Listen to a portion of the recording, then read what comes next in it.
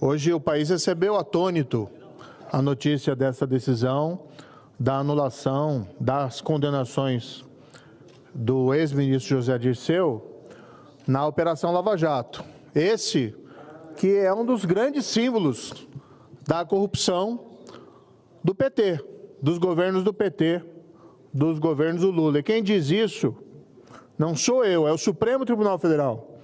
No caso do Mensalão, na Ação Penal 470, relator o corajoso, o ministro Joaquim Barbosa, deixou muito claro o papel de protagonista e de mentor do ex-ministro José Dirceu no direcionamento de pagamento de suborno para a compra de votos de parlamentares federais, naquele que então, até então era conhecido como o maior escândalo de corrupção do país. Foi, no entanto, depois superado pela Operação Lava Jato. E eu retomo aqui dados da sentença que proferi, senador Girão, na época, sentença proferida em 2016, e o que dizia a sentença? Que em um contrato da Petrobras com a Engevix, cerca de 0,5% a 1% havia sido pago em suborno, o que dava um valor de mais de 50 milhões, sendo que cerca de 15 milhões direcionados em benefício do ministro José Dirceu. Quem diz isso não sou eu, não fui eu na sentença, porque a sentença, isso que se omite em todas essas anulações de condenações Lava Jato, todas essas sentenças confirmadas em segunda instância pelo Tribunal Regional Federal da 4ª Região.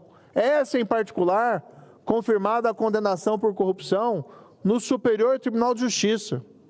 E, de repente, se cria uma fantasia, uma narrativa que não tem base fática nenhuma, de que teria havido alguma espécie de perseguição, de conluio, em relação ao ex-ministro José Dirceu. As provas, nesse caso, não se baseavam apenas na palavra de um colaborador, havia prova documental, havia um registro documental dos valores indo do contrato da Petrobras para pagamentos em benefícios do ex-ministro.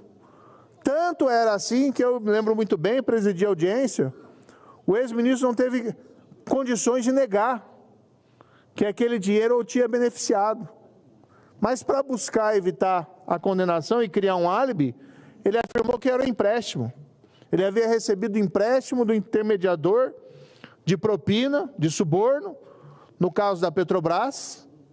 Claro que era um álibi que não sustentava. Primeiro porque não tinha contrato, não tinha dinheiro voltando, era só dinheiro indo para ele.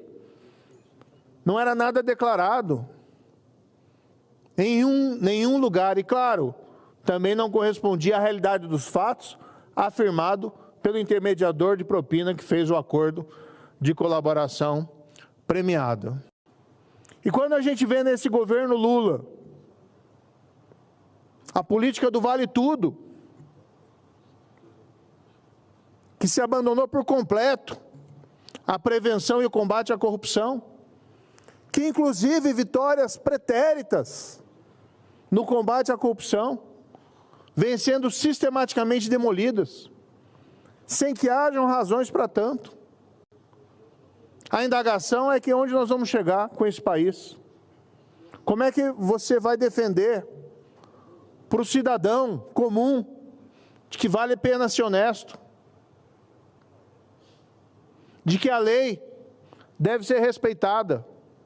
Quais são as bases e fundamentos que nós estamos construindo para esse país?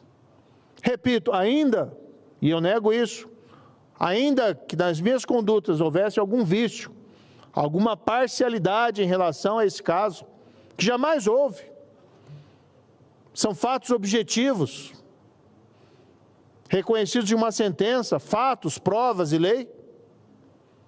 Essa sentença havia sido mantida pelo Tribunal da 4ª Região, pelo STJ. Nós vamos acreditar que todos estavam envolvidos, então, em uma gigantesca conspiração para perseguir politicamente alguém, para condenar um inocente. E vejam esse dado que é interessante. Até hoje eu não vi nenhuma condenação da Operação Lava Jato ser reformada ou anulada com o argumento de que o condenado era inocente. Que não ousam fazer isso, Sandor Cleitinho, porque as provas são categóricas, porque todos nós sabemos o que aconteceu. Não são palavras de colaboradores, há prova documental, há confissões de corruptores, há confissões de corrompidos. Outros países reconhecem esse trabalho.